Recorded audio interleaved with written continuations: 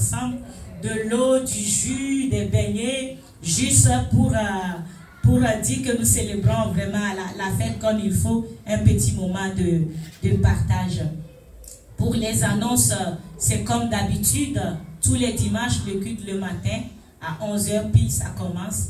Et l'après-midi aussi, nous commençons à 14h30, on va dire à peu près que nous commençons. Nous avons commencé le séminaire depuis hier. C'est excellent. Nous bénissons les Seigneurs pour ce moment de partage où nous parlons vraiment de l'amour sincère. Alléluia. Hier, nous avons été bénis. Nous avons vu beaucoup de choses. Je ne vais pas donner les détails. Quand je vais donner le micro à la sœur, je pense qu'elle va nous faire un petit résumé de ce qu'on a eu hier et nous allons entamer ce qu'elle nous donnera aujourd'hui par la grâce de Dieu.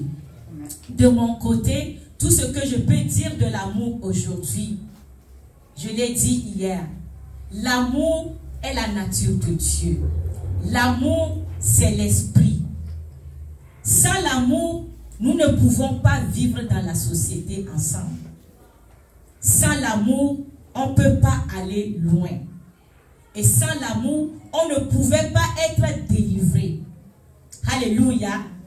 Sans l'amour, on n'aurait pas eu notre Seigneur Jésus-Christ comme sauveur. Ça prenait l'amour de Dieu. Il y a une chose. L'amour n'est pas aimé. L'amour n'est pas aimé. Aimer fait partie d'une partie de l'amour. Ce n'est pas l'amour total. Alléluia. Aimer quelqu'un est différent d'être amoureux de la personne. Je ne sais pas si vous me suivez. Tu peux aimer. Quand tu aimes, tu peux ne pas aimer après. Mais quand tu es amoureux, quand c'est l'amour qui te conduit, peu importe qu'est-ce qui va se passer, ça va marcher. Parce que c'est la nature de Dieu. Dieu ne déteste personne. Peu importe comment il est. C'est pour ça qu'il a payé un grand prix pour chacun de nous. Mais si c'est juste simplement aimer, tu peux aimer quelque chose parce qu'il c'est beau. Tu peux aimer quelqu'un parce qu'il est beau. Mais après, quand tu vas commencer à voir les défauts, comme nous allons, la sœur veut nous enseigner, cet aimer-là s'enfuit. Parce que l'amour n'était pas déjà là. Mais quand tu aimes, tu vas aimer par-dessus tout. Et l'amour est une des qualités qui est puissante. C'est parce que Jésus-Christ était rempli d'amour pour nous qu'il pouvait guérir les malades, soigner et détruire les œuvres de l'ennemi. Donc l'amour, quand tu es amoureux, tu es prêt à faire face à tous les coups que l'autre va recevoir de l'ennemi. C'est ça l'amour. Mais quand tu aimes, tu ne peux pas te positionner tout en aimant la personne pour recevoir ses coups. Ce n'est pas assez. Donc aimer, c'est juste une portion de l'amour. C'est juste comme une petite goutte, une partie de l'amour. Ce n'est pas ça l'amour. C'est pour ça que beaucoup de gens vont se marier en aimant la personne, mais quand il va rentrer dans le foyer, cette façon d'aimer là va disparaître parce qu'il commence à voir les défauts. Mais quelqu'un qui est amoureux voit même les défauts, mais il s'en va. Tu peux tout lui dire. Cette fille-là, qu'est-ce que tu vois de lui? Cet homme-là, qu'est-ce qu'il a de spécial? Mais parce que toi, tu as déjà tout vu. Quelqu'un qui est amoureux va observer la personne même de loin, sans que la personne le sache. Il va voir toutes les failles. Mais, je l'aime. Je vais le prendre ainsi. J'ai une amie, quand on était jeune fille, elle a dit, je pense que Dieu m'appelle à aimer les handicapés. Donc pour moi, mon mari serait un handicapé. C'était fort. Parce que quand j'observe, beaucoup d'handicapés viennent vers moi et ils sont bien avec moi. Donc quand je vous regarde de tout là, vous courez partout, vous revenez, je regarde pour moi, je dis, ça doit être un handicapé. Vous savez quoi? Elle s'est mariée à un handicapé. Puis c'est une fille très belle. Quand je dis belle là, très belle. Elle a tout ce qu'il faut pour avoir quelqu'un d'exceptionnel, qu'on peut dire. Mais elle a compris qu'elle doit aimer un handicapé. Ça, ce n'est pas aimer, ce n'est plus aimer. Ça, c'est l'amour. C'est la dimension de l'amour. Parce qu'elle a déjà vu les défauts. Elle a déjà vu les inconvénients. Elle a déjà vu dans quelle sorte de vie elle va vivre avec la personne. Elle a tout vu.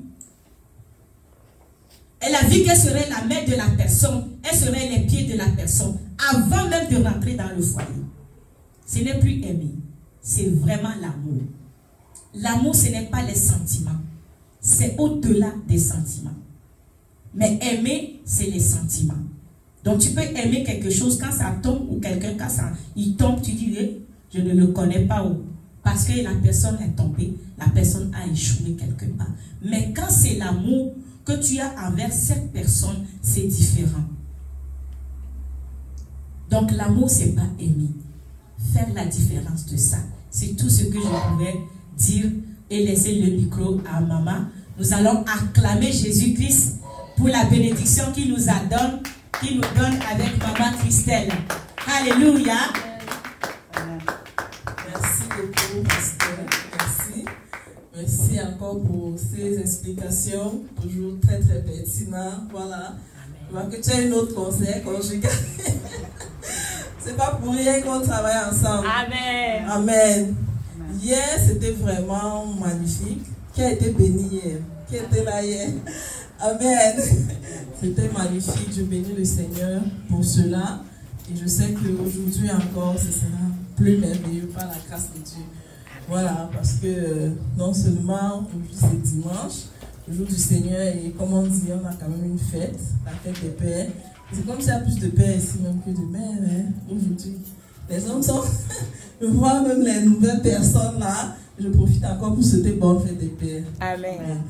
Donc, aujourd'hui, on va s'attarder beaucoup plus sur les faiblesses, sur nos faiblesses. Parce qu'on veut travailler sur ces faiblesses-là pour réussir notre mariage. C'est sur ça qu'on va s'attarder. Vous savez, le but même de cet enseignement est de nous permettre de traverser les étapes du mariage et d'atteindre la troisième étape, qui est la dernière étape du mariage. Je vous explique rapidement. Le mariage a 3 étapes. La première étape, ou bien la première phase, voilà. La première phase, c'est la phase de lune de miel constante, je le dis toujours. C'est une phase pendant laquelle l'amour est au haut niveau, on s'aime. Comme le pasteur disait, à ce moment-là, c'est juste s'aimer, c'est pas encore l'amour, comme elle disait là. C'est pour ça qu'il dit qu'elle a été très pertinente. On s'aime, mais on ne voit pas les défauts de l'autre. Parce que l'amour, vous avez déjà souvent entendu cet adage qui dit l'amour rend aveugle. C'est-à-dire, on est aveuglé par les défauts de notre partenaire. Pendant cette phase, on ne peut rien te dire. On souvent ne conseille pas une femme amoureuse. Vous avez déjà constaté ça. Il ne faut jamais conseiller une femme qui est vraiment folle de son homme. Tu vas lui dire quoi? Même le suivi prénuptial, parce que nous on fait le suivi prénuptial, c'est-à-dire pendant les fiançailles, avant que quelqu'un ne se marie, c'est important de faire un suivi. Mais le suivi prénuptial, c'est la chose la plus difficile souvent pour nous. Et c'est difficile d'avoir les fiancés qui vont venir pour le suivi prénuptial. Pourquoi? Parce que les fiancés sont amoureux assez souvent et ne comprennent pas l'importance du suivi prénuptial.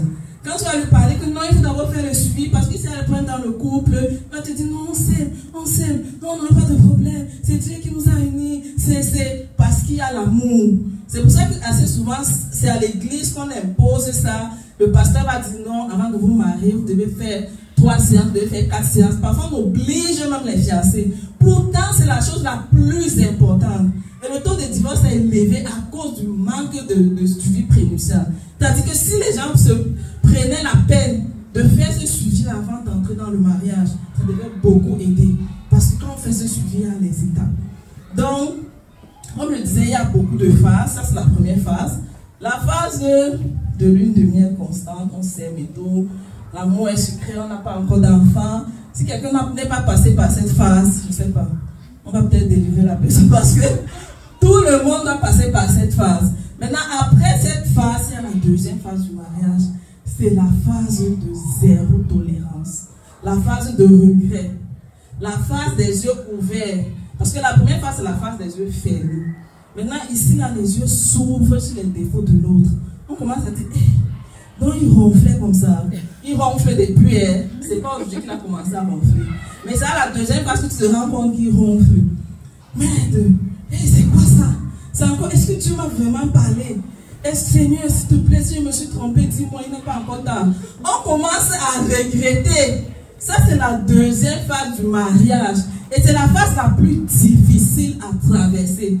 C'est-à-dire que la majorité des couples qui viennent vers moi sont à cette phase-là. Quand je les écoute, je me rends compte qu'ils sont à la deuxième phase, la phase de regret. Vraiment, un homme bien était venu vers moi, mais je ne sais pas pourquoi je l'avais accepté. Si ce n'était pas ma mère, peut-être je serais mariée avec lui, je serais plus heureuse.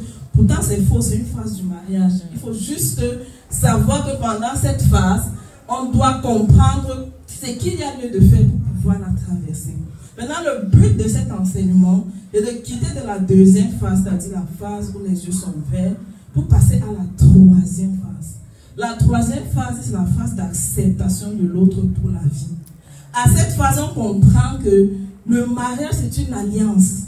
On comprend que on aime l'autre, pas pour ses qualités ou bien pour ses défauts, mais parce qu'on a choisi de l'aimer.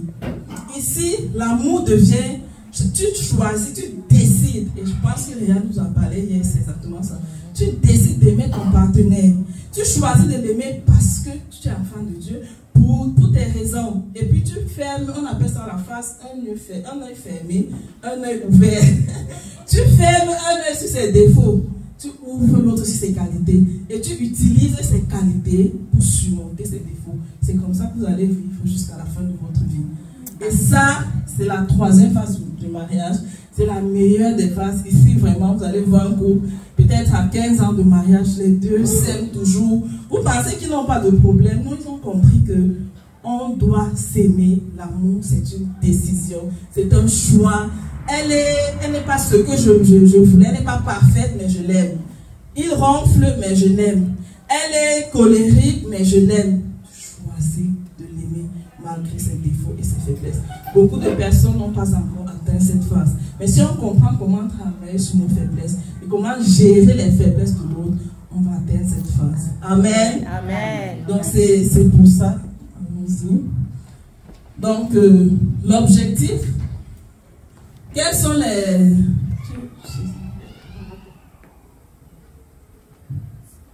Rentre un peu au début.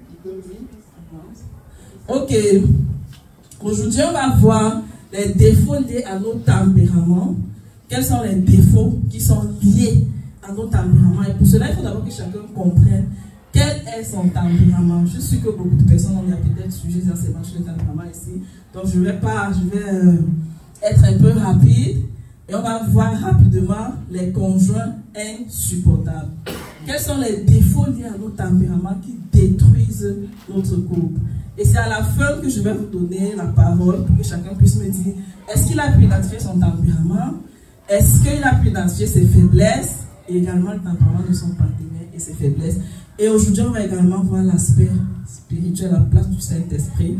Voilà. Parce que c'est le Saint-Esprit qui va nous aider à travailler sur nos faiblesses. Alléluia. Amen. Donc, les caractéristiques des conjoints difficiles. Il y a tellement de types de conjoints. Et moi, j'ai pu lister ça par rapport au travail de conseil conjugal que je fais. Et ça vient vraiment des plaintes que j'entends souvent. Nous avons par exemple les conjoints qui humilient beaucoup. Tu as un partenaire qui va passer le temps à t'humilier, parfois en public. Je ne sais pas s'ils éprouvent du plaisir à le faire ou pourquoi ils le font. Tu vas avoir un homme qui est toujours en train de vouloir rabaisser sa femme ou une femme qui est toujours en train de vouloir rabaisser son partenaire. C'est difficile à vivre. Donc les conjoints qui humilient, qui blessent avec les paroles. Certains, leurs paroles, ce qui sort de leur bouche, c'est comme le venin. Et dans le couple, normalement, on ne doit même pas C'est-à-dire, normalement, c'est interdit de crier sur son partenaire. C'est interdit de donner les ordres à son partenaire dans le couple. La meilleure communication dans le couple, c'est à travers les requêtes. Parce que ton partenaire, ce n'est pas ton enfant. C'est-à-dire, ce n'est pas toi qui l'as mis au monde. C'est toujours ce que je dis. Homme comme femme, ce n'est pas parce que Dieu t'a établi chef que tu vas passer le temps à donner les ordres à cette femme. Fais-moi ceci, monte, va. Non, dans le couple, c'est s'il te plaît, peux-tu, voudrais-tu, aimerais-tu. Si on communique comme ça, les problèmes ne seront pas, on n'aura pas de problème. On n'est pas obligé de toujours blesser l'autre avec nos paroles, même si tu n'es pas content. Chérie, ta manière de faire ne m'a pas plu. S'il te plaît, est-ce que la prochaine fois, tu peux plutôt faire comme ça? Là, le message passe même plus. Par rapport à quand tu vas humilier la personne ou bien crier sur la personne. Ce n'est pas en criant. Moi, par exemple, quand tu cries sur moi, je ne comprends plus rien.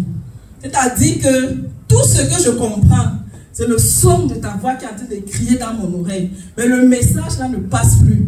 Ce qui passe avec moi, c'est le calme. Tu peux parler calmement, tu ne pourras jamais me dire quelque chose parce que je vais obéir. Je ne vais pas obéir. Dans ma tête, ça sera, mais pourquoi il crie sur moi? Il est obligé de crier sur moi. Mais ça va me gêner. Et je ne vais rien comprendre de ce que tu dis. Et il n'y aura pas de résultat. Et assez souvent, c'est comme ça les mélancoliques. Parce que nous, on analyse beaucoup. Et on va arriver sur les tempéraments tout à l'heure. Donc, il y a les conjoints qui crient beaucoup.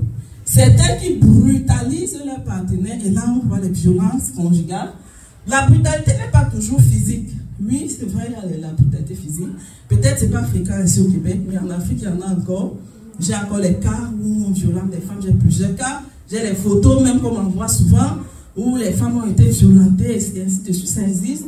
Voilà, on prend les dispositions, même en Afrique, on prend déjà beaucoup de dispositions. Mais il y a aussi la violence émotionnelle. Et beaucoup d'hommes subissent ça dans le couple. Sauf que les hommes ne se plaignent pas beaucoup. Parce que les femmes parlent 3 fois plus que les hommes. Et il y a les hommes dans le couple qui sont déjà traumatisés par leurs femmes. On n'en parle pas beaucoup parce que les hommes aussi ne se plaignent pas trop. Ça fait qu'on a tendance toujours à apporter les plaintes des femmes, alors que même les hommes souffrent aussi dans le couple. Je le dis parce que je reçois aussi souvent les hommes, même comme ils ne sont pas nombreux. Et l'homme, sa priorité dans la vie, ce n'est pas son couple. L'homme est beaucoup plus professionnel. C'est d'abord son travail. Quand son travail va bien, si le foyer ne va pas bien, pour ceux qui prennent l'alcool, là, il va aller dans le bois, c'est bien dehors. Et c'est fini. Par contre, la femme est relationnelle. Un petit truc, elle a crié dans toute la maison. Un petit truc, elle a déjà dit à tout le monde. On a l'impression qu'elle souffre plus, mais ce n'est pas toujours ça. Il y a les hommes qui ont déjà subi tout genre de violence, les femmes qui insultent, qui rabaissent, qui leur disent tout genre de paroles. Et moi, je dis toujours aux femmes, si tu veux perdre ton partenaire, humilie-le en longueur de journée. L'homme n'aime pas les paroles qui vont le rabaisser. C'est-à-dire que même si c'est toi qui apporte l'argent à la maison, c'est toi la plus riche, c'est toi la plus âgée, et tu passes ton temps à lui dire, tu n'es rien, tu ne vaux rien, tu vas le perdre. Parce que l'homme, Dieu l'a créé chef.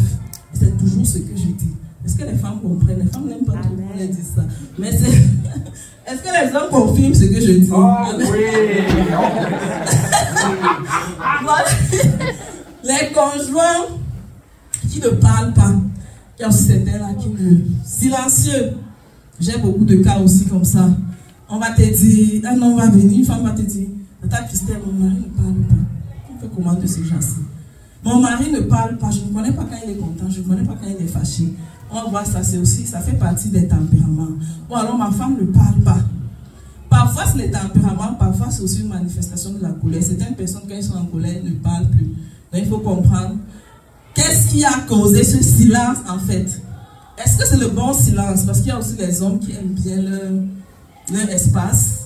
Et par moments, ils veulent être dans son espace. Mais tu bavardes tellement qu'il est fatigué de tes bruits. Et il fuit un peu. Même chose pour les femmes. Mais parfois, c'est pas plaisant.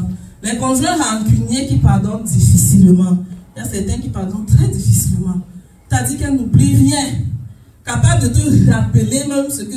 Tu demandes même les excuses. Ça passe. Après 5 ans, elle te rappelle le jour, l'heure. Tout ce que tu avais fait. Ça, c'est la rancune. Et c'est pas bien. Les conjoints qui menacent, il y a certains, leur force les menaces. Hommes comme femmes, ce sont les menaces. Tu t'as dit, je vais partir de cette maison. Certains partent même avant de revenir. Je connais les femmes qui sont parties même 3 fois. Je vais partir, certains, c'est la bague qu'on enlève, on jette. Des choses comme ça. Est-ce que c'est ça qu'il faut dans le couple? Est-ce qu'on a besoin de menacer l'autre pour passer un message? Parce qu'il y a les partenaires qui se disent que non, c'est à travers les menaces que le message va passer. Tu me menaces, mais tu perds ton temps. Mon mari est là, il connaît. Tu perds ton temps. Il faut parler normalement, les menaces ne passent pas. En tout cas, chez beaucoup de personnes. Donc, la liste est tellement longue. Peut-être à la fin, si je n'ai pas cité le défaut peut-être de ton partenaire que tu veux partager avec nous, on pourra en parler. Donc, nous avons les extravertis sanguins. Parce que nous avons, là maintenant, on va parler des forces et des faiblesses de nos tempéraments. Voilà, je pense que c'est plus clair. Donc, nous avons les extravertis. Les extravertis sont des personnes vides.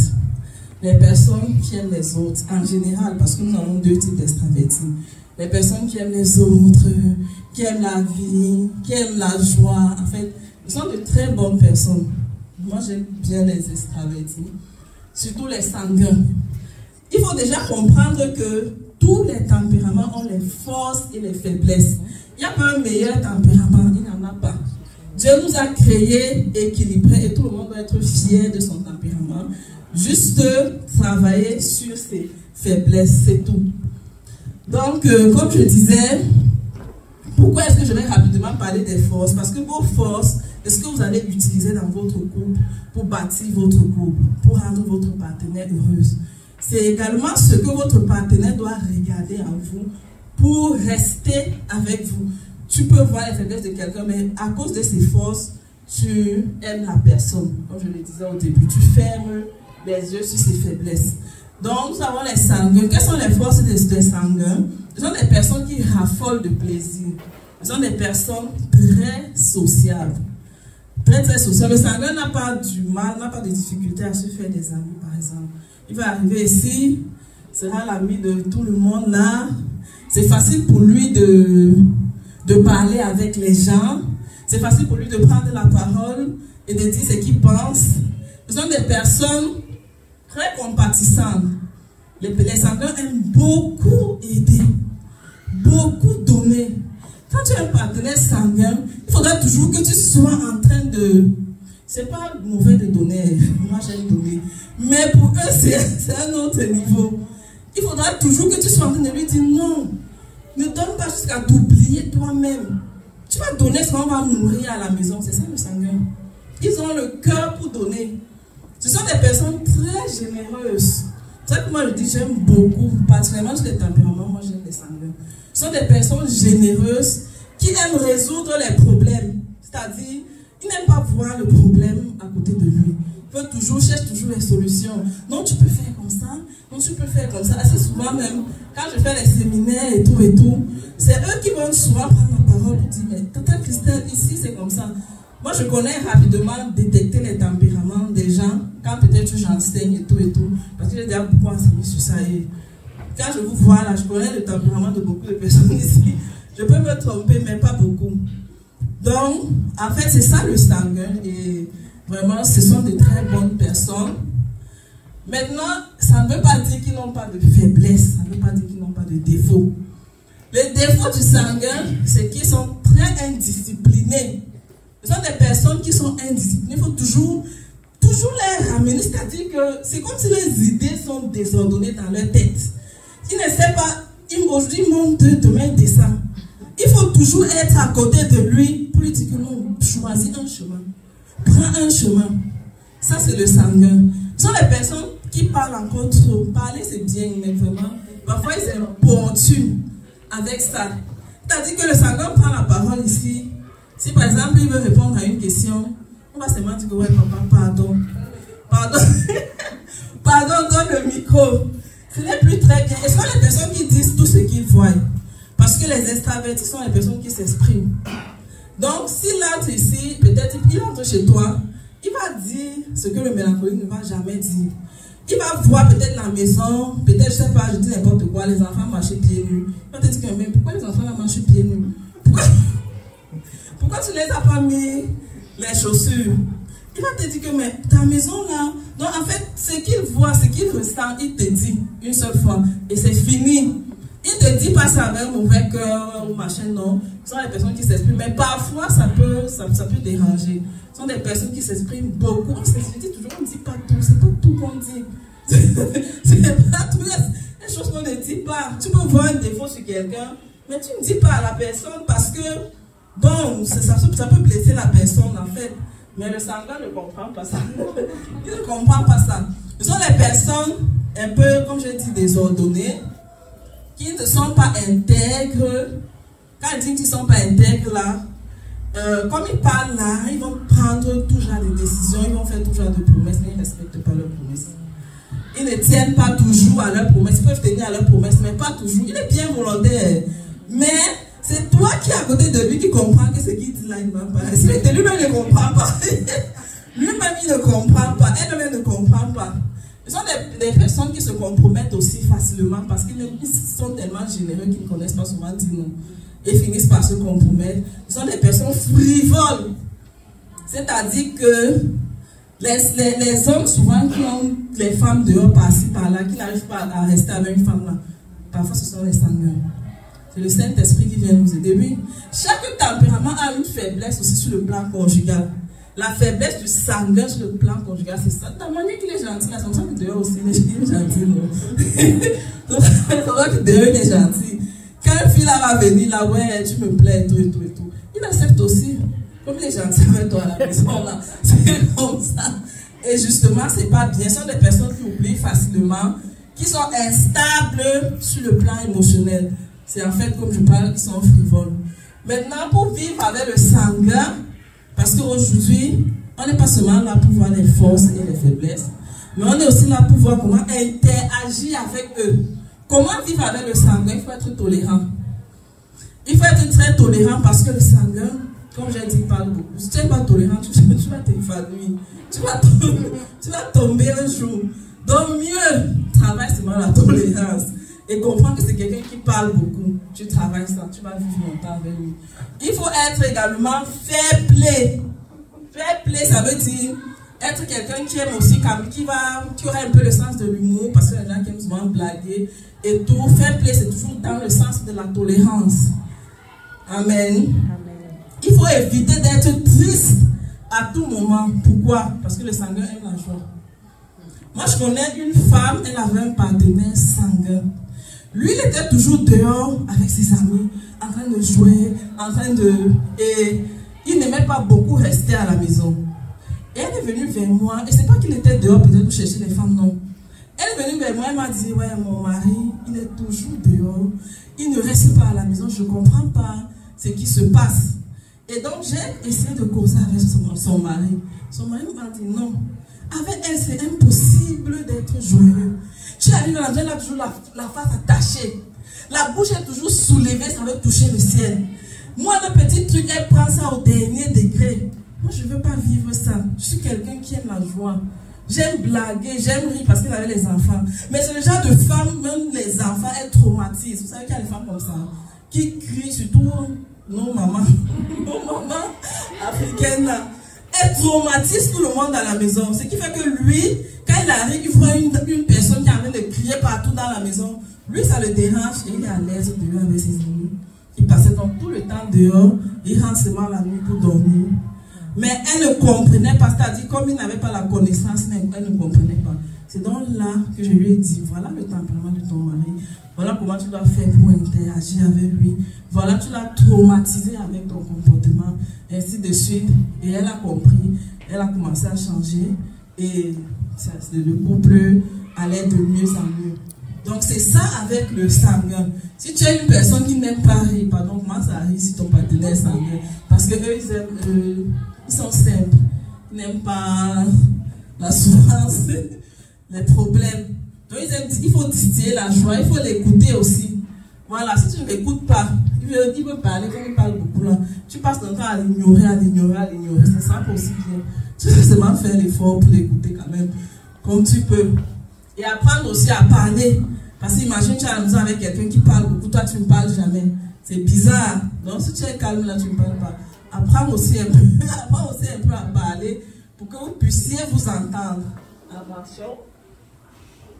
Donc maintenant, on va voir les extravertis colériques. Ils ont les forces et les faiblesses. Les extravertis colériques, ce sont des personnes, comme son nom l'indique, voilà, ce sont des personnes toujours très ouvertes, et ainsi de suite. Maintenant, quelles sont les forces des colériques? Les colériques sont des personnes très travailleuses. Voilà. Ce sont des personnes, ce sont des bosseurs, ce sont des leaders, ce sont des personnes qui ne réfléchissent pas quand il faut faire un travail, qui ne se fatiguent pas. Tu as un partenaire colérique, à cause de son travail, parfois tu ne vas pas le voir. Parce qu'ils sont toujours acharnés sur le travail. Ce sont des personnes optimistes qui voient toujours la chose du bon côté. Et assez souvent, ce sont les personnes qui réussissent, dont ils n'acceptent pas l'échec. Parce que tellement ils bossent qu'ils vont seulement avoir le résultat. Ce sont des personnes qui sont très expressifs aussi. Expressifs, c'est-à-dire, il te dit aussi ce qu'il pense. Peut-être qu'il ne va pas le dire comme le sanguin, peut-être qu'il le dit peut-être avec un peu de douceur. Le colérique te dit avec un peu plus d'émotion. Ce sont des personnes qui... Mais il te dit. Et c'est une force. Pour moi, c'est une force parce que c'est bien de dire à l'autre, de s'exprimer envers son partenaire. Voilà, donc ce sont des personnes, les colériques sur le plan conjugal, sont de très bons pères. Parce qu'ils vont toujours tout faire pour que l'enfant réussisse. L'échec n'entre pas dans leur tête. Parce qu'eux, ils aiment le travail. Ils vont toujours veiller à ce que la maison tout soit en ordre. Ils vont toujours veiller à ce que tout se passe bien à la maison. Vous voyez un peu ce genre de personnes. Voilà, donc c'est ça un peu les colériques. Et c'est ça leur force, les travailleurs, les leaders. Maintenant, ils ont les faiblesses. La faiblesse du colérique, c'est que ce sont des personnes qui manquent de douceur. Le colérique ne connaît pas donner l'affection, par exemple. Tu as un partenaire colérique homme, oublie l'affection. Et c'est trop difficile. Oublie les petits mots là, sont des personnes pas très douces. Sauf quand ils sont brisés peut-être par le Saint-Esprit ou bien quand ils sont enseignés. Et même quand ils le font, tu vas voir, c'est avec les efforts. C'est pas, ça ne coule pas. Comme par exemple un sanguin qui va le faire très facilement. Donc, ce sont des personnes qui manquent beaucoup de douceur. Ce sont des personnes colériques. La colère là, ils se mettent vraiment souvent en colère. Quand ils sont en colère, pardon, fuis. Retire-toi. Tu attends d'abord leur colère baisse. Ce sont des personnes parfois orgueilleux, parfois méprisants. Voilà, parce que quand ils bossent, ils sont assez souvent les leaders, ils ont tendance à sous-estimer les autres. Croient souvent qu'ils sont en tête. Et quand ils arrivent quelque part, ils veulent toujours être en tête, ils veulent toujours être au sommet. Ça fait qu'ils veulent sous-estimer les autres, un peu orgueilleux parfois. Ce sont des personnes qui ne savent pas apprécier. Voilà, ils ne savent pas apprécier. Si tu travailles avec un colérique, pour qu'il te donne une prime, pour qu'il t'apprécie, pour qu'il te dise c'est bien, ton dos va même se casser avant qu'il va voir que tu as fait quelque chose. Parce que eux, d'abord, ils sont d'abord tellement dans le travail que pour les démontrer, oui, pour les démontrer que tu travailles, c'est pas évident. Donc,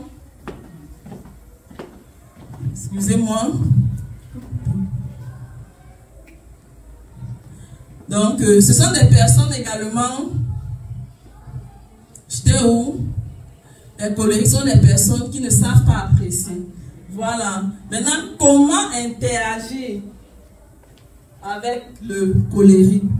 Comment interagir avec le colérique? C'est ça la question. Première chose, beaucoup de tolérance. Beaucoup de tolérance parce que, comme j'ai dit, ce sont des personnes qui peuvent parfois blesser avec les paroles aussi. Je ne sais pas si je l'ai dit. Parce que ce sont des personnes qui s'expriment, mais dans la colère, ils vont te dire les choses qui ne vont pas te plaire. Ils vont te dire souvent les choses difficiles à digérer. Et quand ce sont les personnes orgueilleuses, même s'excuser, mais ils ne vont pas s'excuser. Tu fais comment alors? Ne tolère pas, tu vas mourir avec. Tu dois tolérer.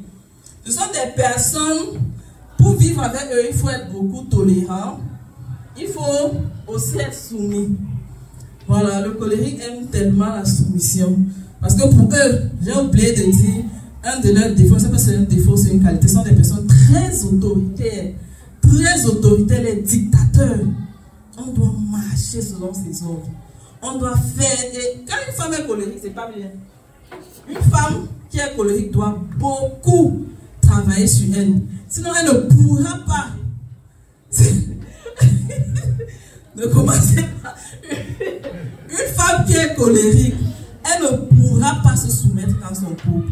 Parce qu'elles sont tellement autonome. Moi, j'ai connu des femmes colériques, mais qui ont failli se séparer de leur partenaire à cause de ce tempérament. Je vais vous raconter une histoire d'une femme. Elle était colérique et son partenaire était flegmatique. On va arriver sur les flegmatiques. Son partenaire était flegmatique. Les flegmatiques sont plus, ce sont les introvertis. Je vous assure, la femme, comme elle était, qui était, vous savez, elles sont toujours en train de prendre le dessus. Donc, à la maison, c'est elle qui coordonnait. Voilà, c'est elle qui coordonnait. Et elle repartissait les tâches. Elle dit par exemple à son mari, tu dois payer la lumière. Bon, la facture de la lumière est arrivée, la facture de l'eau est arrivée. Voilà ça, tu payes ça rapidement. Comme les flegmatiques, on va voir ça tout à l'heure, sont des personnes qui n'agissent pas vite. Il va aussi prendre la facture, il va poser là, il va prendre son temps. Dès qu'elle rentre là, tu as repayé la facture, pourquoi? Elle crie sur lui, elle fait sur lui. C'est comme ça tous les jours. Une fois, elle rentre, elle crie, elle trouve son mari, il ne réagit pas. Il était paralysé, tout le corps. Elle ne touche rien. Elle fait n'importe comment, rien. Elle transporte son mari à l'hôpital. On l'amène à l'hôpital, le médecin examine son mari, rien. Heureusement, il y avait un psychologue à l'hôpital également. Le médecin dit, il faut qu'on l'amène. Je ne sais pas comment il a fait pour savoir, c'est eux qui savent comment ils font. Il faut qu'on l'amène chez un psychologue. On amène le monsieur, c'est un psychologue, et il essaie donc de regarder le trauma. Il dit, il a subi un choc. Il a subi un traumatisme. Appelez-moi son épouse. On appelle son épouse. On demande à son épouse. Et il demande donc, il pose des questions à son épouse et il se rend compte que le monsieur est flegmatique et la femme est colérique. Il dit à la femme, c'est toi qui as paralysé ton mari. C'est toi qui as traumatisé ton mari. C'était une paralysie temporaire. Après, c'est passé. Et quand on a questionné l'homme, on a compris que c'était ça. C'est-à-dire, elle a crié sur lui jusqu'à... Elle a crié sur lui jusqu'à... Il n'en pouvait plus. C'est comme si c'était évanouissé. Il n'en pouvait plus. Vous comprenez? C'est ça. Et moi, je connais une autre colérique qui pleurait tout le temps quand elle se rendait compte qu'elle a fini de traumatiser son mari. C'est un enfant de Dieu. C'est quand elle va finir qu'elle va aller dans la chambre pleurer. Que vous voyez, Seigneur, aide-moi. Donc, c'est un défaut qui n'est pas vraiment bon pour la femme. Sinon, elle détruit son foyer. C'est pour ça que les femmes doivent beaucoup travailler quand elles sont colériques. Mais c'est bien possible de surmonter sa colère et de se maîtriser. C'est pas que c'est pas possible, c'est possible. Avec le temps, on se maîtrise, on travaille sur nos faiblesses. Ok. Il y avait 2 points importants. Il faut également, avec le colérique, il faut également être prudent. Prudent, ça veut dire que ne le provoque pas. Une gifle peut te trouver. Un coup de poing évite de le provoquer. Et aussi l'ignorance. Parfois, quand il commence avec sa colère, là, il ignore, ça marche trop avec la colère. Moi, j'ai aussi un partenaire colérique. Je pense que c'est un truc que j'applique beaucoup. Ignore seulement. Quand tu vas ignorer là, lui-même va comprendre que ce qu'il fait là ne te touche pas. Et ça va un peu, ça va jouer en fait. Donc l'ignorance, il parle là, tu fais comme si tu ne comprenais pas. C'est pas le mépris. Je ne parle pas du mépris. C'est une façon de te couvrir, c'est une façon de te protéger, c'est une façon de ne pas réagir. C'est une façon d'être prudent aussi. Parce que, faites très attention, quand tu réagis avec un colérique, c'est qui peut sortir. Je connais un couple, les 2 étaient les colériques. La maison prenait toujours feu. Mais t'as dit qu'avant que tu les deviennes, qu'on a sorti les paroles, tellement destructif que, oh, elle m'a dit ceci, oh, il m'a dit cela. Pour arranger encore, ce n'est pas facile. Pour arranger, ce n'est pas facile. C'est pour ça qu'on fait le suivi prénuptial au départ. Et on parle aux hommes comme aux femmes par rapport à leur tempérament. Et parfois, même à cause des faiblesses du tempérament, si quelqu'un ne veut pas travailler sur ça, on ne conseille même pas que deux personnes du même tempérament se mettent ensemble. Voilà, mais ce n'est pas une cause pour la rupture des fiançailles, non. C'est léger. Mais il faut il faut un bon suivi, il faut beaucoup de conseils pour que ça marche. Sinon, il y aura trop de problèmes dans le couple. C'est bien souvent d'avoir les tempéraments un peu opposés. Bon, bref, il n'y a pas ce qui est meilleur. Donc, il faut travailler. Voilà, donc, on va voir pour les introvertis. Voilà, les introvertis mélancoliques. Les mélancoliques, ce sont des personnes très prudentes. Ce sont des personnes d'abord, leur force.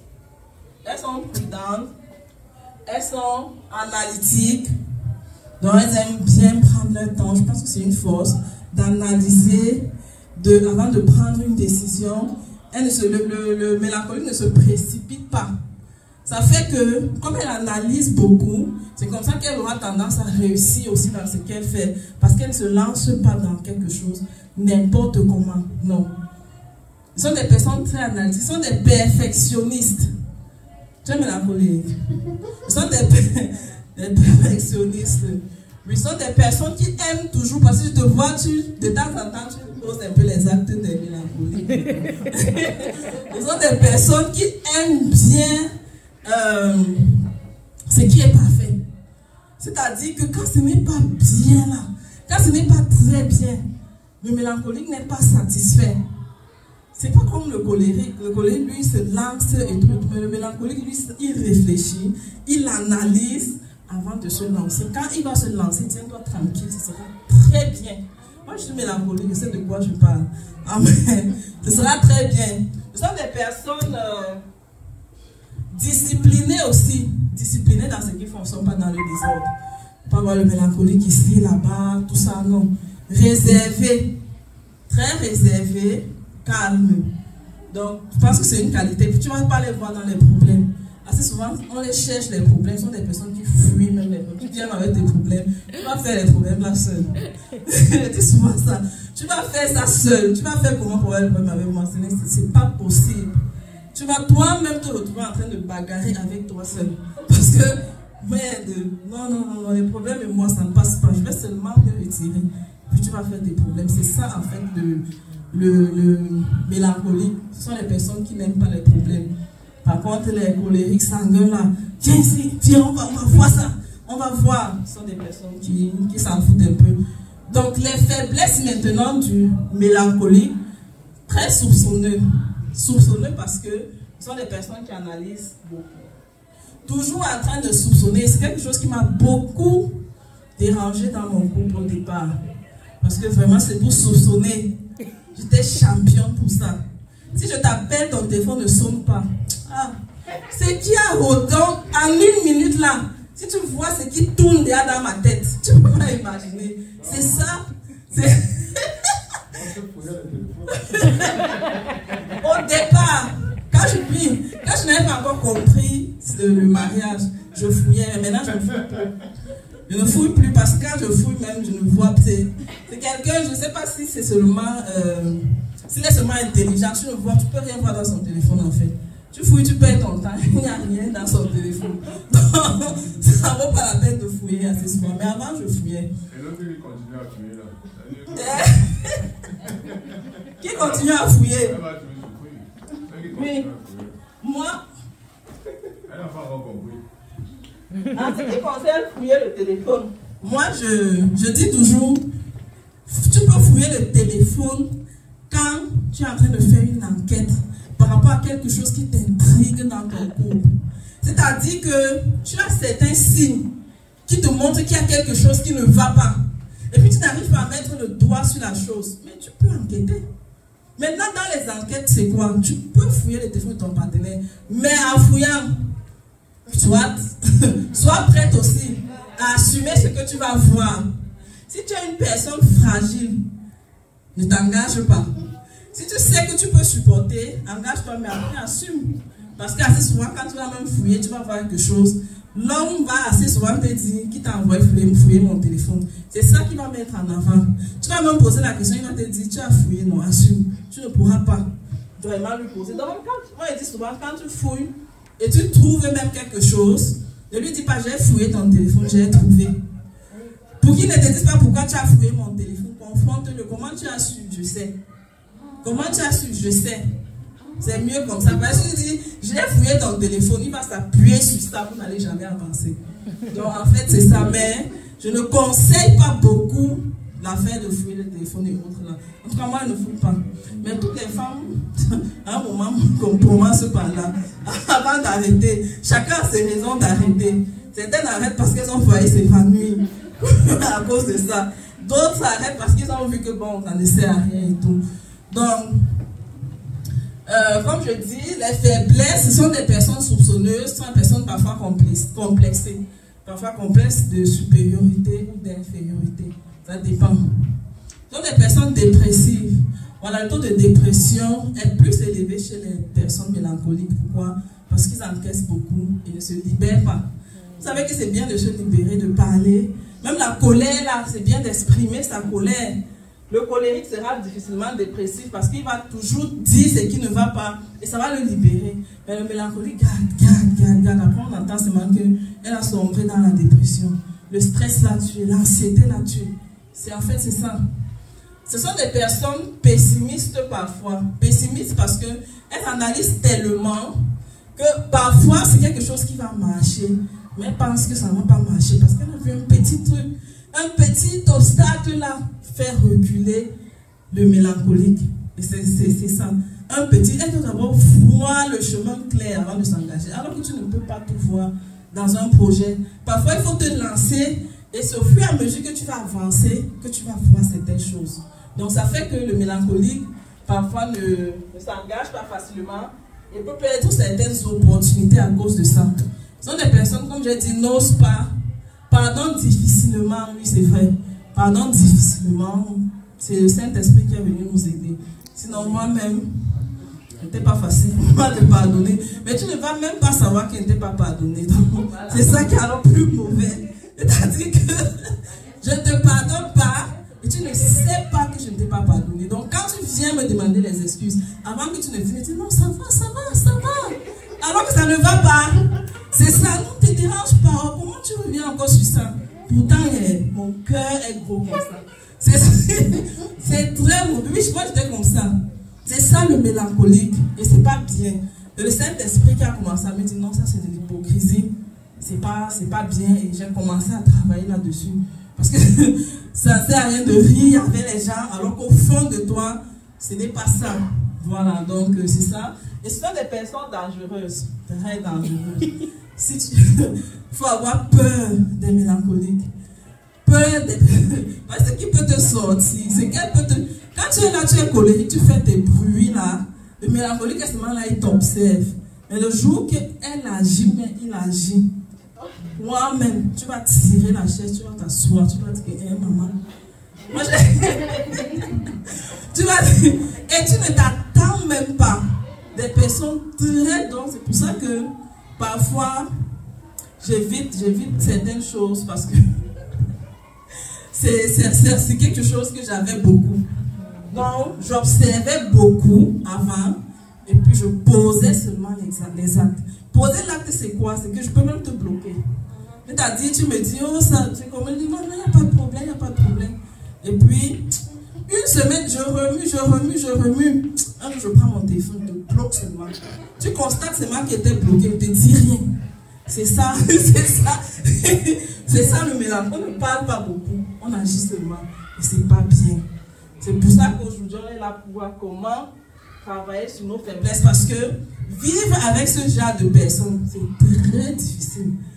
Moi, j'ai souvent eu, les personnes avec lesquelles j'ai souvent eu les problèmes sont les mélancoliques. Comme je suis aussi mélancolique, je les comprends bien même. Donc je sais, toutes les personnes, j'ai souvent eu les personnes qui ont habité avec moi et tout. Ce que le mélancolique va te faire, moi je préfère encore travailler soit avec un sanguin qui va être expressif, ou un colérique, mais pas avec un mélancolique. Non, laissez-moi être mélancolique. Tout le monde n'a pas travaillé sur ses faiblesses comme moi. Donc, ça sont des personnes difficiles. Maintenant, comment interagir avec eux? Beaucoup de communication. Parce que parfois on ne parle pas. Mais si tu viens quand même vers le mélancolique pour lui dire c'est comment tu es calme comme ça, tu vas l'amener à parler, et ce sera beaucoup mieux. Ça va te permettre de comprendre ton partenaire. Beaucoup, éviter les paroles blessantes aussi. Évite les paroles blessantes. Voilà, sinon tu vas te retrouver. La personne va te faire un truc, tu vas te demander, mais c'est à cause de la parole là. Pour toi, c'était rien, mais pour elle, ça veut dire beaucoup. Éviter d'agir, agir aussi avec douceur, parce que ce sont des personnes qui n'aiment pas la violence, qui n'aiment pas la brutalité, et avec respect, très respectueuse. Très, très respectueuse. Donc, pardon, comme je te respecte là, respecte-moi aussi. C'est ça. Allons-y, avançons. Donc, les introvertis flegmatiques. Ce sont des personnes efficaces dans ce qu'ils font. Flegmatiques sont les personnes efficaces, sont des personnes stables et conservateurs. Conservateurs, ça veut dire que ce sont des personnes qui n'ont pas le gros cœur. Quand je dis gros cœur, comprenez ce que ça veut dire. Les Camerounais comprennent. Gros cœur, ça veut dire vouloir au-delà de ce que tu mérites. Voilà, c'est les colériques qui sont comme ça. Mais le flegmatique, lui, il sait se contenter de ce qu'il a. Il n'envie pas les autres. Il accepte ce que Dieu lui a donné. Si c'est sa femme que Dieu a donnée, il est fier de sa femme. Donc ce sont des personnes comme ça, simples. Pleines d'humour aussi. Très patients. Calmes. Plus calmes que les mélancoliques. Le flegmatique va difficilement, par exemple, prendre la parole en public comme ça pour parler. Par contre, le mélancolique, lui, il ne prend pas. Mais le jour qu'il prend, tu ouvres les grosses, tu dis que, hey, donc c'est la personne qui pouvait parler comme ça. En fait, c'est ça. Mais le flegmatique n'aime pas trop le public. Ce sont des personnes qui savent se contenter de ce qu'ils ont. Maintenant, quelles sont leurs faiblesses? Ce sont des personnes très nonchalantes. Nonchalantes, ça veut dire qu'ils font tout lentement, comme le cas que je vous ai dit. Lentement, pour eux, non, on n'est pas pressé. J'ai mon autre dernier petit frère, il est flegmatique. À chaque fois que je lui dis qu'il est flegmatique, il m'accepte pas. Il dit que tu es flegmatique. Parce que je vois sa façon de faire. Donc, ils ne sont pas pressés. Quand tu lui dis par exemple, on doit sortir à 11h, il est 10h30. On a encore tout notre temps à 10h30. C'est ça le flegmatique. Tu lui dis, tu composes et tu étudies, mais non, c'est encore loin. C'est quand? Il te dit peut-être que c'est dans une semaine. Donc, c'est une semaine à qui est l'autre. Donc, je ne sais pas comment il réfléchit. Très lente, très... parfois, ils ont les paresseux même.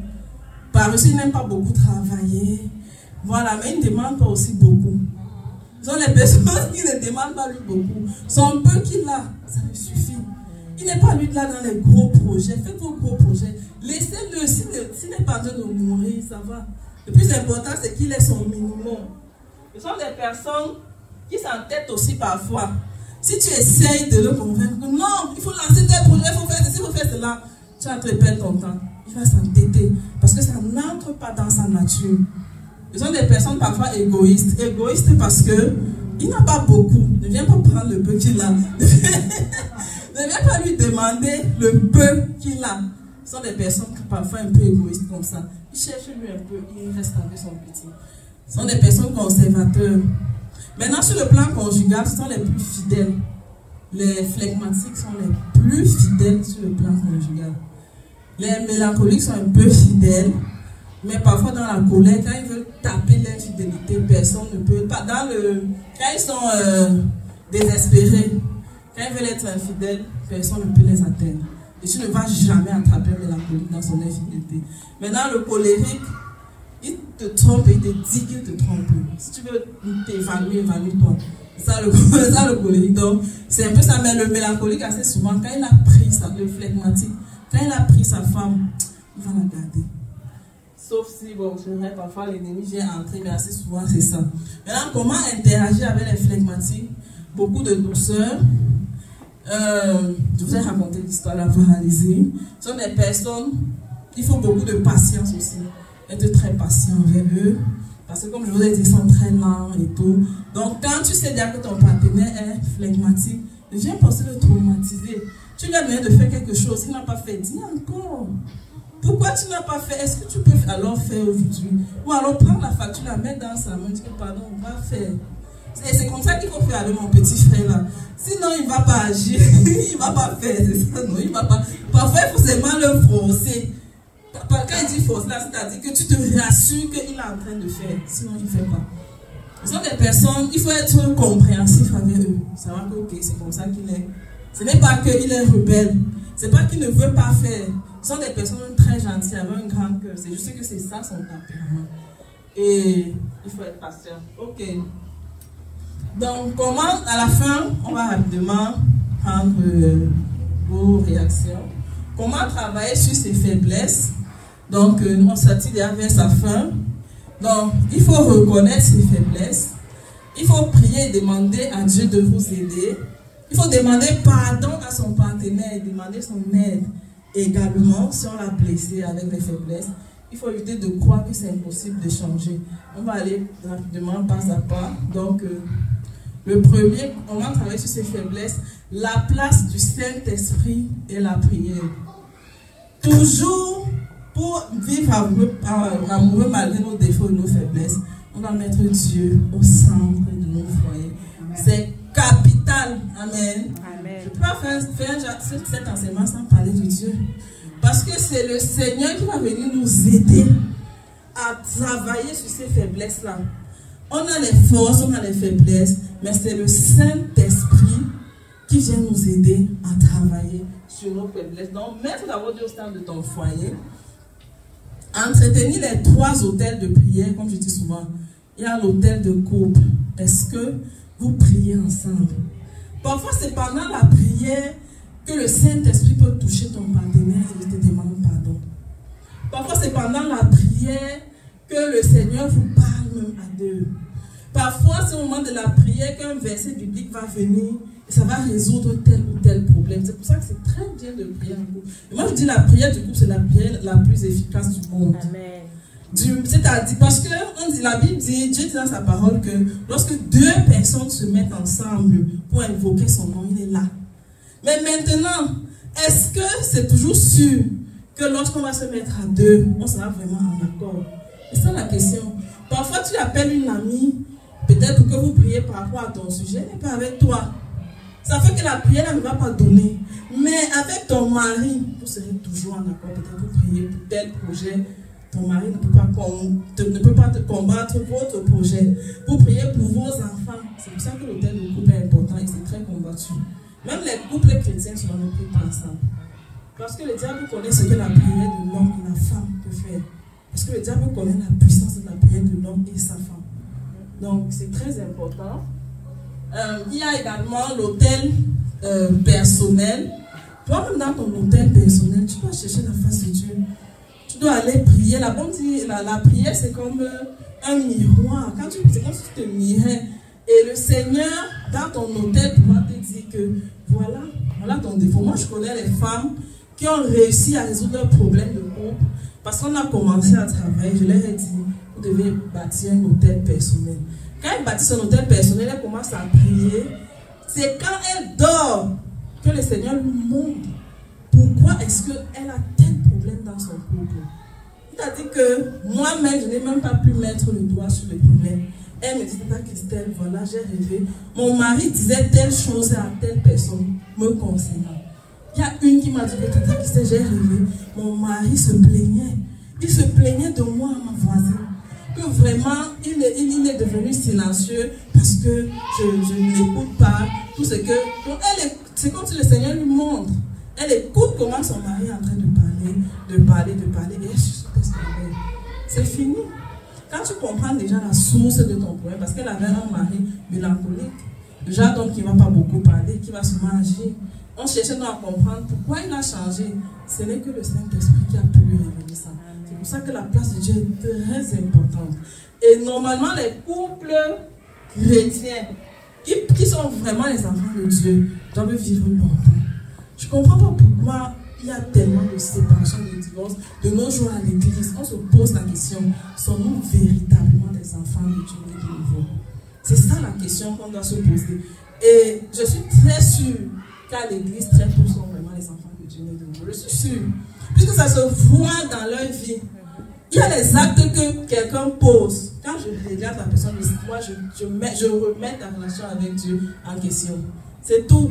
Mais tu ne peux pas avoir une bonne relation avec Dieu et puis tu continues à battre, par exemple, sur ta femme.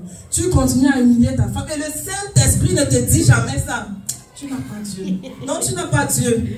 C'est ça en fait. Donc il faut inviter Dieu dans ta vie. Il faut prendre un programme pour demander à Dieu de t'aider. Tu te rends compte, comme je vous ai dit, cette femme colérique qui pleurait, c'était mon amie. Elle pleurait toujours quand elle a fini d'offenser son partenaire. Quand tu as ce problème, il faut demander à Dieu de t'aider. Et le Seigneur va t'aider. Nous avons par exemple les fruits de l'esprit. Dans le livre de Galates, c'est verset 22, la Bible dit, le fruit de l'esprit, c'est l'amour. Le pasteur parlait de ça hier. C'est l'amour, la joie. Comment se fait-il que tu as le Saint-Esprit et tu passes à longueur de journée dans ton couple, la bouche est soulevée, tu n'as pas le Saint-Esprit, point final. Parce que le Saint-Esprit, c'est un esprit qui donne la joie. Tu ne peux pas avoir Dieu, tu n'es pas joyeuse. C'est quoi? Tu seras joyeuse. Amen. La paix. La Bible nous dit recherchez la paix autant que vous pouvez. Autour de vous, recherchez la paix. Mais quelqu'un qui veut toujours bagarrer, quelqu'un qui est toujours prêt qui dit toujours à son partenaire, c'est mieux qu'on se sépare, qui va toujours partir, qui secoue toujours l'autre, tu as le Saint-Esprit.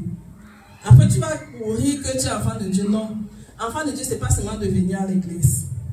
Et c'est pour ça qu'il y a certaines personnes qui ne sont même pas les enfants de Dieu, qui réussissent leur mariage plus que les enfants de Dieu. Parce qu'à l'église, maintenant, on a les hypocrites. On a les gens qui sont venus à l'église se servir de Dieu au lieu de servir Dieu. Je dis souvent ça. Se servir de Dieu. C'est-à-dire que tu viens à l'église parce que tu veux que Dieu fasse ici dans ta vie. Dieu fasse cela dans ta vie. Alors que normalement, tu dois venir à l'église pour servir Dieu. Beaucoup n'ont jamais fait la rencontre avec le Seigneur. Beaucoup, moi j'ai déjà enquêté sur ça. J'ai déjà vérifié ça. Même dans nos églises pentecôtistes, j'ai déjà vérifié. Beaucoup ne sont pas nés de nouveau. C'est-à-dire, fais la rencontre personnelle du Seigneur. Très peu le sont. Et c'est pour ça qu'on souffre dans nos mariages. Maintenant, la patience. On a la patience. On a, comme on a parlé tout à l'heure, il faut être patient. Tu vas être patient, commence par le Saint-Esprit. Il a nous parlé de ça hier. Il insistait là-dessus, il a beaucoup insisté. Mais comment est-ce que les gens réussissent à être joyeux sans le Saint-Esprit? Ne comprend pas. Comment est-ce que quelqu'un peut espérer? Puisque la Bible dit que le cœur de l'homme est méchant, ça c'est l'exemple qu'il a pris, c'est vrai. Comment? La patience, la bonté. Tu vas manifester la bonté comment? La douceur, la tempérance, la maîtrise de soi. Tu as un partenaire colérique et tu as le Saint-Esprit, tu vas bien le gérer. C'est le Saint-Esprit qui m'aide avec mon mari. Et puis, tu as aussi les fruits de l'esprit, pas seulement pour gérer ton partenaire, pour toi-même. Quelqu'un, par exemple, qui n'arrive pas à maîtriser ses émotions colériques, qui a le Saint-Esprit, sera différent d'un colérique qui n'a pas le Saint-Esprit. Est-ce que vous comprenez? Oui, vous n'avez jamais vu les personnes qui étaient très colériques et quand ils ont connu le Seigneur, ils ont changé. Ça se fait. Tu te demandes que merde, qu'est-ce qui s'est passé avec toi? Et la personne de témoigner que non, c'est le Saint-Esprit qui m'a changé. Le Saint-Esprit nous change. C'est pour ça qu'on a demandé l'aide du Saint-Esprit. Comment travailler sur ses faiblesses? La place de la repentance. Avant de se repentir, tu dois reconnaître tes faiblesses. Beaucoup de personnes ne reconnaissent même pas leurs faiblesses. Tu vas dire à quelqu'un qui est colérique, non, c'est comme ça, donc je ne dois pas me fâcher. Ce genre de choses, c'est ma nature. Mon père était comme ça. Laisse-moi tranquille, tout ça. Si tu ne reconnais pas, tu n'as pas envie de changer, tu ne vas pas changer. Il faut d'abord reconnaître tes faiblesses, comme on a partagé tout à l'heure, et demander maintenant à Dieu de t'aider. La Bible dit dans l'Apocalypse 2, verset 4, ce que j'ai contre toi, c'est que tu as abandonné ton premier amour. Souviens-toi donc d'où tu es tombé et repens-toi. Pourquoi j'ai pris ce verset? Beaucoup plus parler de la repentance. Quel est ce défaut-là qui t'a fait détruire ta partenaire? Quelle est cette faiblesse qui fait en sorte que tu traumatises ta partenaire tous les jours. Au départ de la relation, puisque l'amour était sucré, non, tu n'avais pas ça, tu ne manifestais pas ça. Mais depuis que tu es entré dans la deuxième phase du mariage, c'est la colère, c'est les insultes tous les jours. Repens-toi. Et la repentance, c'est à deux niveaux. C'est d'abord envers ta partenaire. Quelqu'un qui va changer et que le Seigneur va aider, c'est une personne qui facilement pourra aller chez son partenaire et dire, je sais que je me suis toujours mal comporté avec toi. Pardonne-moi et aide-moi. À chaque fois que tu me vois très en colère, comprends que je ne sais même pas ce qui se passe. Et aide-moi, rappelle-moi, aide-moi, ramène-moi à la raison. Si tu peux déjà reconnaître ça et demander pardon à ta partenaire, le Seigneur va t'aider. Parce que le Seigneur travaille beaucoup avec notre volonté. Tu ne peux pas te prier alors que ce n'est pas ta volonté. Ça ne va pas marcher en fait. Il faut que tu veux ce que tu es en train de demander à Dieu. Et là, ça va passer.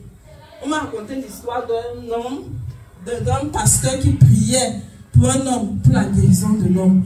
Il prie, c'est un pasteur qui avait le don de guérison. C'est-à-dire, il n'avait pas besoin de trop prier pour que quelqu'un guérisse. Mais il arrive sur le monsieur, il prie, le monsieur ne guérit pas. Il prie rien et il entend la voix audible de Dieu. Non, il priait pour une femme plutôt. Il entend la voix audible de Dieu lui dire, demande-lui si elle veut guérir. Maintenant, le pasteur demande à la femme, est-ce que tu veux guérir?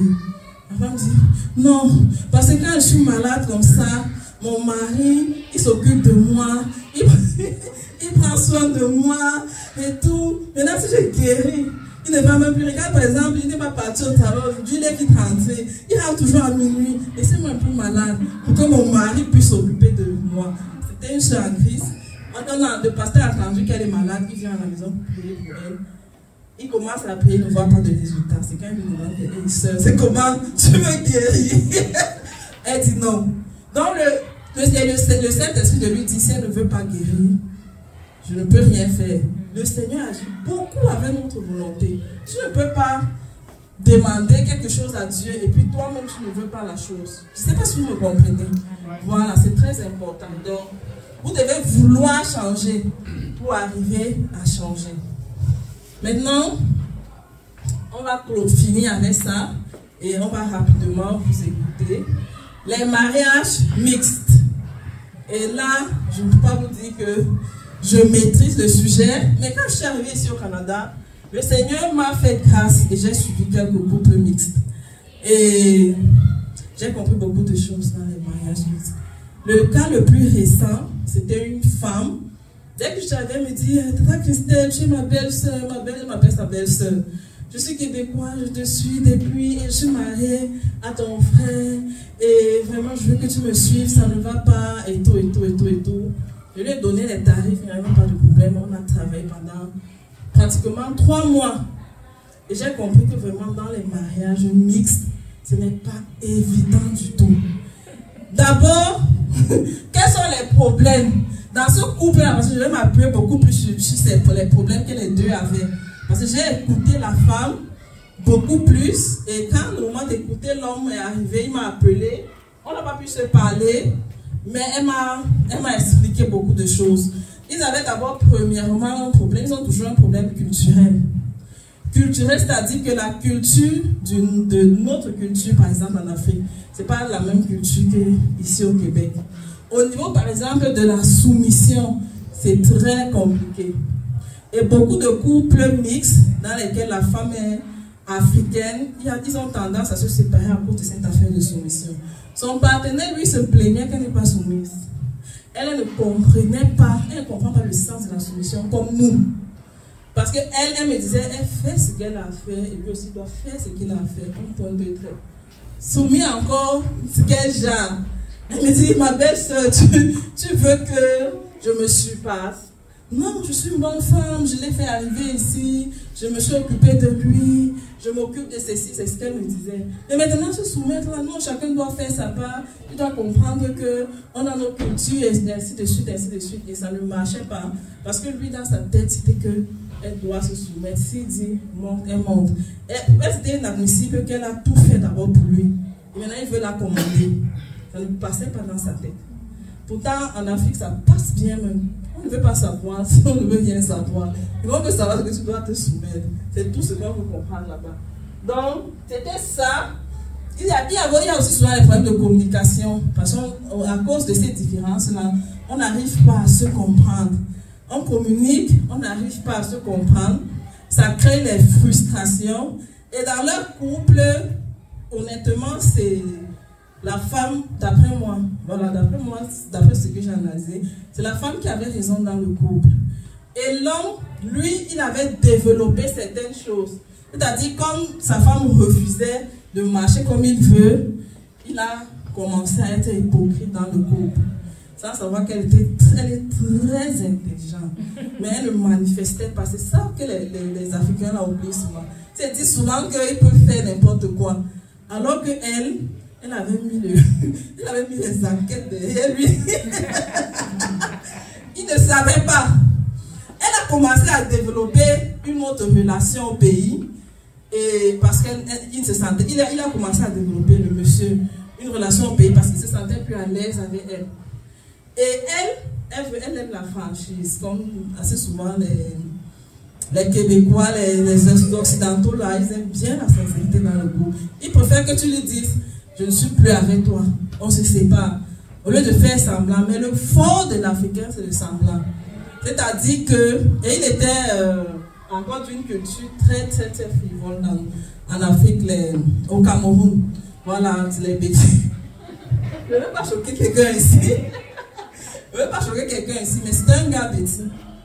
Ce sont les gars souvent qui cherchent beaucoup les femmes et autres. Donc ça fait que le gars dit maintenant qu'il rentre au pays, il dit à sa femme que non, je veux aller pour la culture, je veux aller au village, je veux aller tout ça, tu sais, en Afrique, la culture est descendue. Elle dit ok, elle m'appelle, me dit ma belle-soeur, il dit qu'il part au pays. Moi je sais qu'il part chercher une femme là-bas. Je lui dis tu es sûre? Elle me dit tu ne me connais pas encore, je vais t'apporter les preuves. Elle a mis quelqu'un derrière lui. La personne, le monsieur monte, la personne monte. Le monsieur descend, on voit dans les films là. Ce n'est pas souvent. Le monsieur ne pouvait pas imaginer. Et qu'est-ce que l'enquêteur faisait? Il enregistrait tout. Le monsieur s'assoit au bar. Il commence à parler de sa femme. La blanche là, vraiment, elle me casse la tête. Elle fait ceci. Il commence à la dénigrer au bar avec ses amis et tout. L'enquêteur n'est pas loin. Il enregistre tout. Il balance à la fille. Elle m'envoie. C'était terrible. C'était terrible. Dès qu'il était allé doter une femme au village, dès que le monsieur est rentré, elle lui a seulement montré tout ça. Parce qu'avec eux, c'est les preuves. Avec eux, on ne parle pas beaucoup. Elle lui a seulement montré tout ça. Quand il a vu ça, il a commencé à dire, mais c'est toi qui as commencé. Il voulait toujours... C'est la police qui est venue. Aujourd'hui, c'est la police. Aujourd'hui, ils ne sont plus ensemble, non. Parce que quand elle voit déjà là, je lui ai dit, tu ne l'aimes plus. Elle m'a dit, aimer ou pas aimer, c'est pas aimer le plus important. Je ne suis plus. Tu peux aimer quelqu'un, et tu te rends compte que tu n'as pas vécu avec la personne.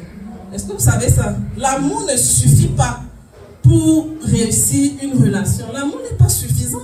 Sinon, les gens qui s'aiment ne devraient pas être en train de divorcer tous les jours. Moi, j'ai vu les femmes, tu demandes à la femme, tu aimes encore ton mari? Oui. Mais pourquoi tu veux te séparer? Parce qu'on n'arrive pas à s'entendre.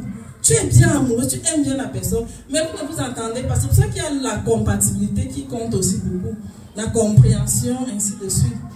Donc, ils se sont séparés avec tout ça. Donc, c'est pour dire que, je raconte ça pour dire que les couples mixtes, souvent, c'est pas très évident. Chacun a sa culture. Si c'était par exemple, le cas que je vous ai raconté, si c'est une femme africaine, elle ne va pas enquêter. Je suis sûre de ce que je dis, c'est vrai. Je m'en vais au pays, mon papa, vous savez ce que tu reviens me trouver. Parfois même tu l'appelles, tu lui dis, on a vu ton mari ici en train de faire ceci. Ne me tente pas. On ne veut rien comprendre. C'est comme ça. Pas l'essentiel, c'est que tu me laisses. Si c'est l'argent que tu dois laisser, tu laisses, c'est quoi. Après, on communique. Tu fais ce que tu veux, tu reviens. Donc, ce sont les cultures différentes. Très différentes. Avec le cas de la femme, c'est que si tu es mon mari, on doit être ensemble. Tu ne dois pas regarder dehors. Mais nous, en Afrique, ce n'est pas toujours ça. Et on en a parlé hier. Donc, quelles sont les conséquences? Parfois, il y a les séparations, frustrations, difficultés à vivre ensemble. Est-ce que ce n'est pas possible de vivre avec un partenaire, de réussir dans un couple? C'est très possible. On a notre pasteur. Un autre pasteur qui est très épanoui. Mais pour moi, la seule façon de réussir dans un mariage mixte, c'est d'être des enfants de Dieu. C'est pour moi. Parce qu'en ce moment-là, la culture n'aura plus sa place. On va se baser sur la parole de Dieu. Nous deux, nous avons maintenant une même culture. La culture là, c'est la Bible. Amen. Et on va s'appuyer sur la Bible là pour réussir notre foyer. Amen. Amen. L'homme, même si l'homme est noir ou il est africain avec sa culture d'infidélité, tout ça, avec la Bible, il comprend que l'infidélité, c'est pas une bonne chose. Il s'appuie sur ça, il avance. La femme, elle aussi, elle comprend que je dois me soumettre. Parce que même Dieu demande d'être soumise. Elle n'a plus la culture que non. Parce que ici aussi, un problème aussi des femmes ici, d'après ce que j'ai vu, parce que j'ai posé avec certaines, c'est aussi au niveau de la soumission, là, elles ne veulent pas comprendre ça. Non, nous sommes au même niveau. Il y a une qui m'a dit que Christelle, ici, là, nous sommes au même niveau. Vraiment, l'homme et la femme, c'est la même chose. Vos affaires, là, vraiment, on ne connaît pas ça. Donc, dans la Bible, c'est clair que l'homme, c'est le chef. Donc, ça va faire qu'on voit les choses de la même façon. Donc, on va prendre rapidement.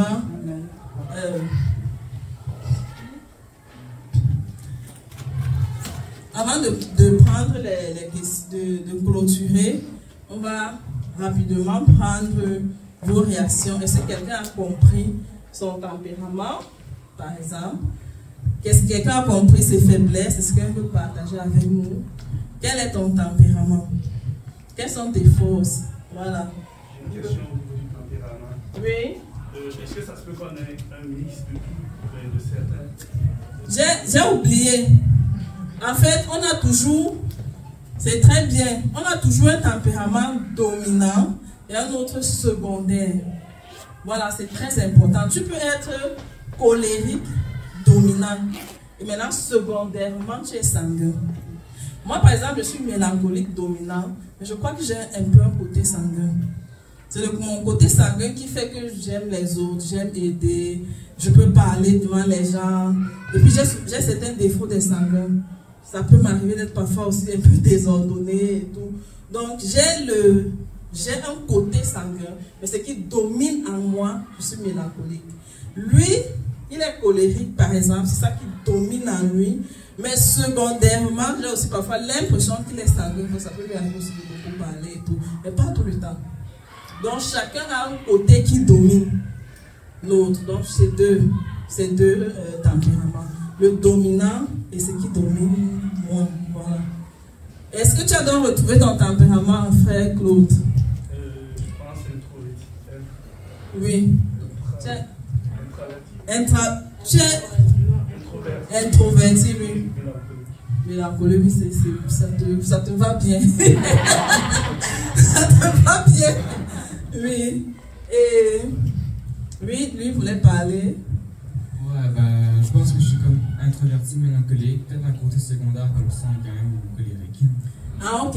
Mélancolique et colérique secondairement. Donc, ça t'arrive de te fâcher. Bah, peut-être plus sanguin aussi, mais colérique, ça, des fois, je l'irrite.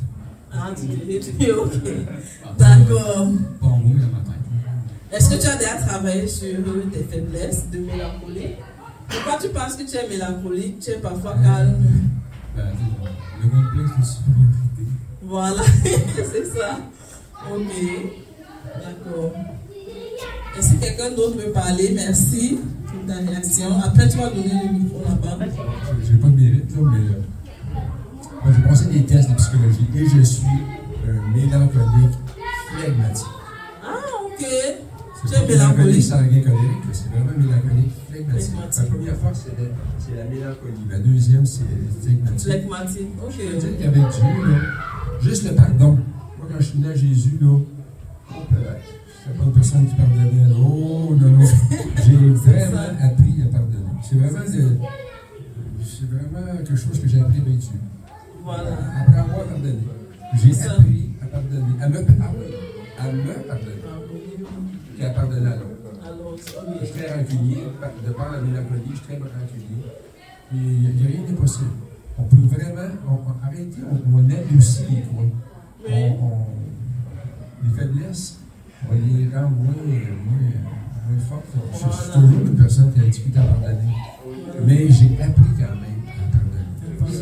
Est-ce que tu as eu à hériter, par exemple, ton partenaire avec des défauts? À l'hériter? Oui. Ben, ça serait peut-être à elle à dire si je l'ai Oui, c'est ça.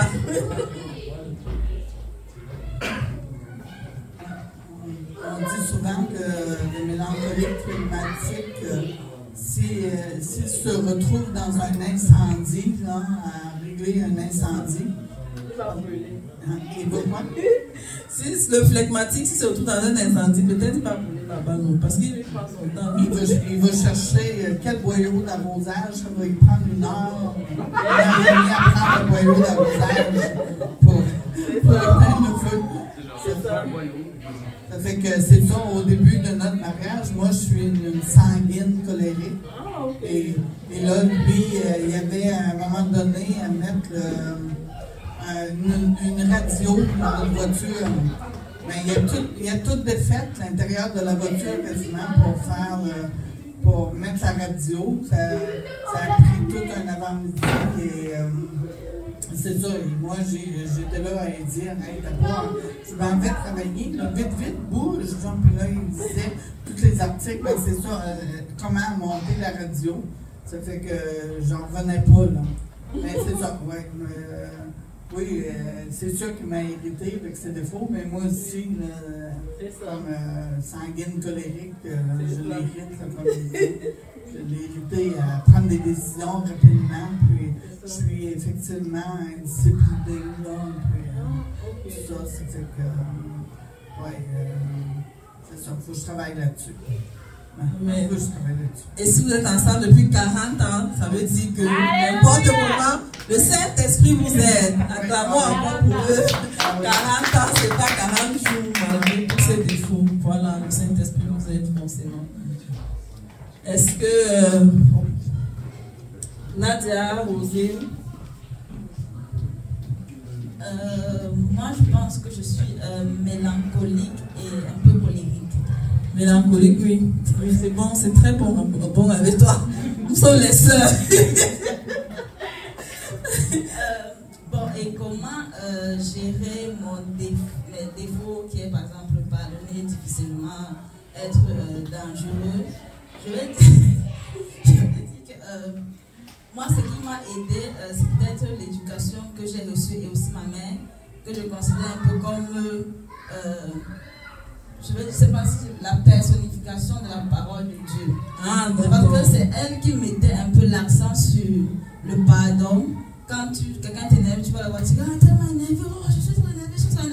Elle te dit, ah, ça, c'est rien, passe la main sur ça, oublie. Ça va, au fur et à mesure, quand quelqu'un va t'énerver, tu vas te dire, bon, tu vas un peu tolérer. Et lorsque je vais, par exemple, je mets des guillemets, quand le mal veut un peu m'envahir, je fais comme tu as dit, je me retourne vers Dieu, je prie Jésus, pardon, car baisse un peu mon cœur, sinon l'enfant que tu as envoyé ici là, on ne va pas s'en sortir. Merci. Donc tu es mélancolique, colérique. Oui, colérique parce que ça t'a créé aussi bien chez les enfants. L'autre là, oui. Et sa mère doit être sanguine. Donc c'est pour ça que sa mère va lui dire, pardon, non, c'est rien, parce que les sanguins, c'est comme ça. Oui. Et toi? Moi, je pense que je suis mélancolique, colérique. Peut-être colérique au début. Non, mélancolique. Ah, mélancolique au début. Mélancolique et colérique. Et colérique, oui. Comment je fais pour gérer ma colère? C'est que j'ai une facilité à demander des excuses. Quand je me rends compte que là, j'ai dérangé. Après, je viens dire que bon, je sais qu'ici, là, j'ai quand même exagéré. Oui, je demande pardon et je vais plus recommencer. Oui. Voilà un peu. Voilà comment j'essaye de surmonter. Est-ce que tu irrites souvent ton partenaire avec peut-être ton tempérament de colérique? Donc c'est lui qui va dire.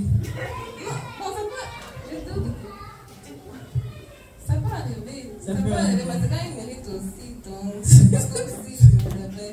Et comme lui, il est sanguin, je sais que ça passe très vite. Ah oui, il est sanguin. Quand tu dis que tu t'excuses et puis non, là, c'est fini. Il ne garde pas dans son cœur, il ne... C'est facile. Oui. Ce sont les personnes faciles à gérer quand même, assez souvent. Oui. Il veut parler. Oui, moi je suis, comme elle a dit, je suis extraverti, très extraverti même. Moi je pense que les extravertis c'est le meilleur partenaire. Ah ok. En fait, à mon avis, parce que nous on nous connaît trop, on est comme le miroir. C'est vrai que comme on nous connaît trop vite là, on nous gère aussi facilement. Facilement, oui c'est vrai. Nous avons un gros avantage, c'est qu'on regarde rien dans le cœur. C'est ça. Tu finis de nous découvrir, tu te fâches, après tu te calmes, tu te dis alors que bon, okay, c'est comme ça que si tu fais une chose, donc c'est généralement ça fait bon. Généralement on comprend aussi, on est très empathique aussi, peut-être tu ne l'as pas dit. Nous les extravertis sanguins, nous sommes très empathiques aussi. Oui c'est ça. Voilà. On est là, on est toujours en train de soutenir les gens, de comprendre. Peut-être c'est ça qui joue sur notre fibre, sur cette fibre-là que les autres profitent pour nous amadouer, pour nous prendre facilement. Voilà. Très souvent, on arrive à recruter lorsqu'il se fait tard, on a agi, on a fait des gaffes, et les autres ne nous comprennent pas comme ça. Donc, ta conférence est vraiment la bienvenue parce que certains partenaires nous comprennent aussi. Partenaire, tu as compris. Parce qu'on a des problèmes, hein, nous les sanguins là. C'est ça. C'est qu'on veut essayer de comprendre, de nous mettre, on comprend les autres. Mais il est difficile pour nous de nous mettre en leur place. C'est vraiment compliqué. À un moment, on se dit, mais attends, comment je peux m'enfermer, être comme lui? Alors que c'est très bien d'être comme moi. Donc c'est compliqué maintenant. Je crois qu'il faut encore beaucoup d'enseignements. La partenaire a bien compris. Merci beaucoup. Le voisin, tu ne... Voilà, on a également un homme de Dieu, 2 hommes de Dieu dans la salle. Est-ce que vous savez, on a un apôtre là, bien installé, hein, et je crois que... Je vais juste Ok. Bien, bonjour à tous. Bonjour. Oui, je suis apôtre Cyril, comme elle a dit. Oui. Bon, j'apprécie, je suis arrivé à la fin de la conférence. Oui, j'apprécie, c'est très bien pour les enfants de Dieu parce que d'habitude, on a tendance à regarder seulement les Écritures, la parole de Dieu, le Saint-Esprit est monté, descendu.